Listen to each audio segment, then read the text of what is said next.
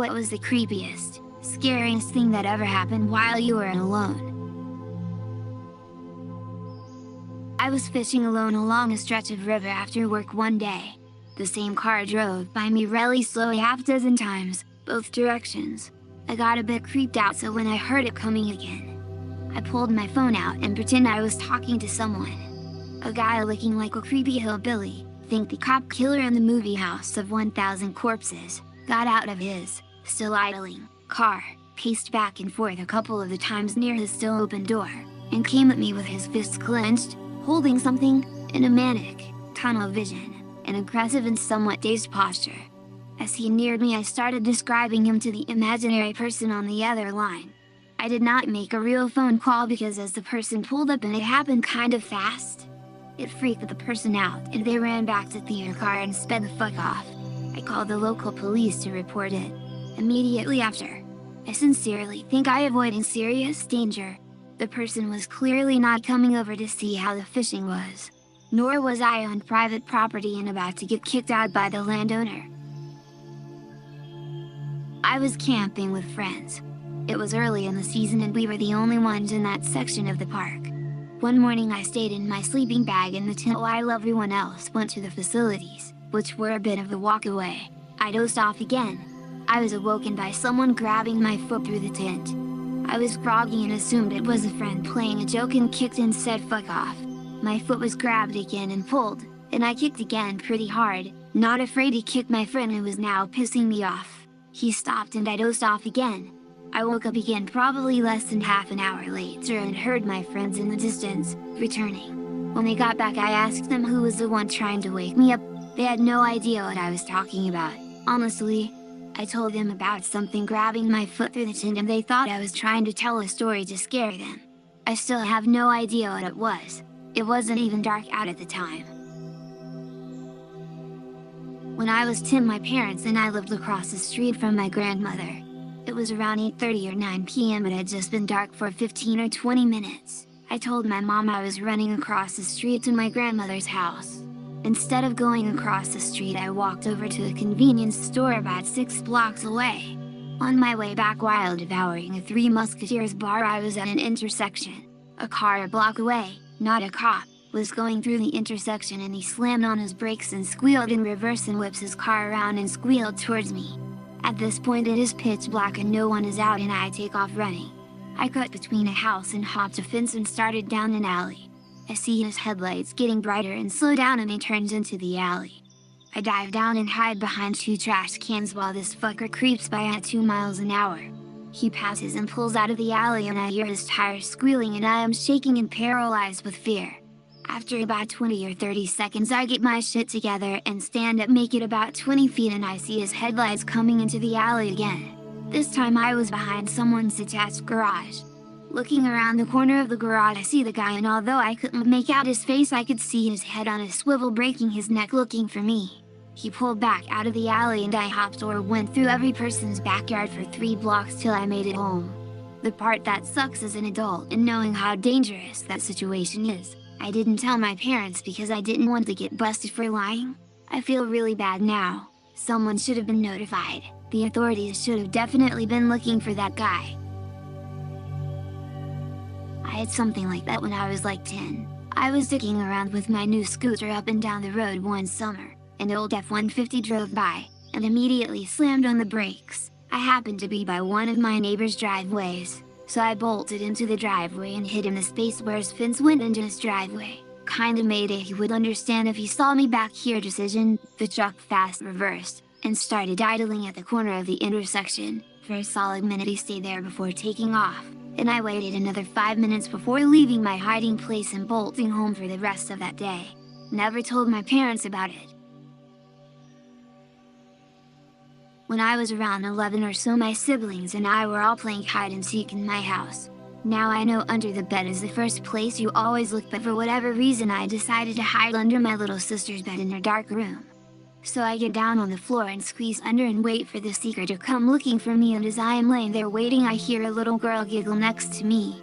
I could clearly see I was the only one under the bed and I was the only one in the room, and I shot out from under the bed and told everyone what happened, and that was the end of the game. 10 AM on a Saturday morning. I was in bed petting my very bossy cat, who had pushed my bedroom open a few minutes prior, when I saw my dad. The entry to the kitchen is just that, an entrance. There is no door. I saw him in his oversized black shorts and miscellaneous old t-shirt cross the kitchen entryway. First I thought, why the fuck he is not at work? Then I realized that he wasn't wearing his glasses, which led me to think he must be sick. So I get up despite my dickhead cat's nasty face and walk into the kitchen to ask him if he is feeling okay. No one was there. No one was home. All the doors were still locked. I wasn't afraid, but turning that corner and expecting to see a person and seeing nothing but a bright empty room was very creepy. When I was younger, about 7, I was home alone and I heard the door open. My parents had gone out to celebrate a birthday with a few friends and I wasn't allowed to go. My older sisters were at a sleepover. I assumed it was my parents getting home and I ran to the door, but nobody was in the house after a thorough search. I then heard the back door to the house open and a man yell, "Hurry, get the hell out!" I really didn't understand what was going on at the moment, so I just closed the doors and locked them. After my parents got home, my mom and dad accused me of taking their money they had stashed away and asking me what I did with a few different things. After I told them what happened, they didn't believe me until they saw that the hallway downstairs leading to our back door had muddy boot prints. They called the cops and freaked out. Had a veteran female Marine in my anatomy class that was having problems with what she assumed was a stalker. She had a guy from a town about 40 minutes away come set up her computer for her and debug it. The guy is bragging about how he's ex-military intelligence, blah blah. She thinks nothing of it. He gets her computer set up. All is fine. Mind you, she's a fairly attractive single woman and a mother of 4. Her house is huge and has a pretty good alarm system installed, including a motion sensor camera. The alarm system also gives her updated lists of which doors have been opened and the times. She's at home alone one morning getting ready for class and hears what she thinks is a door slamming. She has several firearms, so she loaded one and checked the house. Nothing. She leaves, sets the alarm, and doesn't think anything of it. Just thought she's going nuts from stress. Leaves the house and gets a notification on her phone that after she left, the alarm was deactivated within the grace period of 60 seconds or so, reset, and that the front door was opened and closed. She realized she wasn't hearing things and called the police and the alarm company. They came, searched the house, and came up with nothing. Fast forward a week later, the alarm is still acting up.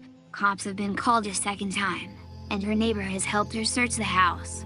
She asks me while in class to come home with her and search her house with a gun. I agree. On the way there, the alarm is being weird. We get to the house, load 2 guns, start downstairs and work our way up. We get upstairs and I ask if she's ever checked the attic. She says no. My adrenaline is pumping as we open the crawl space door. I climb up first, not knowing what or who I'll find. We look around with guns and flashlights pointed around. We see footprints in the soft billowy insulation leading to a far corner with a blind spot. We walked over to check and no one was there. We climbed down from the attic and shut the door. She recognizes that sound as the sound she heard the first morning when home and alone. We go downstairs to chill out and wait for her kids to get home. I then notice a doggy door on her back door. I ask her if it locks and she says yes. I inspect it to find the lock can be unlocked easily by sliding a key across the latch. The person has been entering and exiting through the doggy door. We left immediately to go buy a new door and come back to install it. After leaving, she got an update that the doors from the garage, into the house, and out the back door had been triggered in the grace period.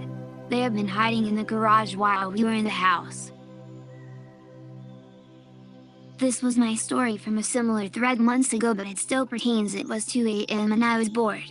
So I went out to this park a bit out of town to go biking. It for the most part is surrounded by trees at all ends, with a running, biking track that goes around the park. The park was lined with streetlights though, so you could vaguely see. I've been going there for a few times that week around this time because it unwinded me and felt good at that outside. But this time when I was making my rounds, I see 4 fucking 6-year-old looking figures come out of the forest. It was 4 to 7 of them, I don't remember. But these little things didn't have a parent with them and all and seemingly stayed silhouetted. I was kind of biking in their general direction when they started fucking coming towards me. Thankfully I was around 200 feet away from them, but I could make out them and the spooky little shits were coming. I don't think I biked faster in my entire life. I literally became Lance Armstrong with an extra testicle for a good 3 minutes, charging it home. It was unexplainable. I've been alone and haven't seen a single person all the times I went. I haven't gone since, needless to say. I was in the garage getting something when I heard an extremely loud, wet fart like the kind my dad rips. I was home and alone. It wasn't me. I still get creeped out by that poltergeist sometimes. I was watching TV late at night a few years. The TV turned off by itself. Initially, that didn't freak me out, so I turned it back on and continued watching. A few minutes later I felt a really uneasy feeling and the TV turned off again. I turned it back on once again, but I just had this very distinct feeling something was behind me. When I turned around, along the wall of the hallway leading into the rooms, was this big black mass. I'll never forget the distinct feeling I had, like it sucked all the energy out of me. It was honestly the most evil, empty feeling I have ever felt in my life. As soon as I looked at it, it darted into the hallway. I turned every damn light on in the house. That was the first and last time I have experienced something like that. I don't really believe in ghosts or shadow people, but that event is the one thing from keeping me a skeptic. Sorry for the long text. I've had experiences like this. I saw something when I was younger. I'd been trying to sleep and was having a hell of a time getting any. I kept feeling dread and fear, and when I looked in the direction of my doorway, which is where it felt like it was coming from, I just saw what looked like tendrils of shadow slowly leaving. It wasn't solid or 3D per se. It was just sort of a disturbance in the amount of light in the area. Definitely weird.